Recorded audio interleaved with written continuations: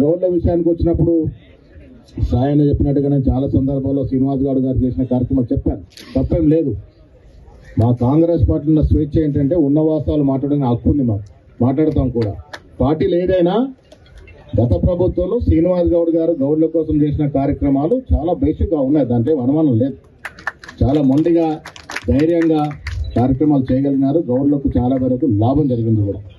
మీరు అన్నట్టుగా కౌండిన కొరకు ఇచ్చిన భవన్ 5 ఎకరాల భవన్, అదొక పెద్ద ప్రాపర్టీ మీ హామీలో ఇచ్చినారు. దాన్ని కాపాడే బాధ్యత మారింది. డెఫినెట్గా గౌడ బొమ్మను కట్టుకునే దిశగా ప్రయత్నం చేస్తాం.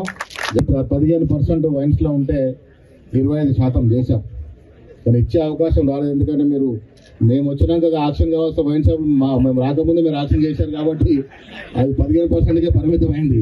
మేము వచ్చినాక చేస్తుంటే 25% ఇచ్చేవాళ్ళం. టైం కన్నా ముందే చేసేసారు కేసీఆర్ గారు. సో ఆ దశ కూడా వైన్ షాప్లో మీరు అంకురార్పణ చేశారు, గొప్ప విషయం అది. టెక్నికల్గా ఎన్ని ఇబ్బందులు ఉన్నా ఆనాడు ఒప్పించి మెప్పించి 15% వైన్ షాప్ ఇప్పించినారు. అదొక చరిత్రాత్మక నిర్ణయం. నేను మళ్ళీ చెప్తా ఉన్నాను, ఎవరు ఎప్పుడు కులానికి సేవ చేసినా చరిత్ర నిలిచిపోతుంది. ఆనాడు గౌతు లచ్చన్న మొదలుకొని బాలగౌడ్ గారు కానీ, ధర్మభిక్షం కానీ, కరీంనగర్ దేశం చిన్నమల్లయ్య కానీ, ఎవరెవరు ఏ రకంగా కులాన్ని ఆదుకున్నారో అది చరిత్ర నిలిచిపోతుంది పార్టీలకు అతీతంగా. నేను పదే శ్రీనివాస్ గౌడ్ మనం చెప్తుంటే మీరు ఏ పార్టీ ఉంటే ఇట్లా చెప్పండి, భయమేముంది? వాస్తవాలు చెప్పుకోవడానికి భయమేముంది? కులం విషయంలో ఎవరు కులానికి సహకారం చేసినా మన వారి కితాబు ఇస్తే ఇంకా మంచిగా చేసుకునే అవకాశం ఉంటుంది.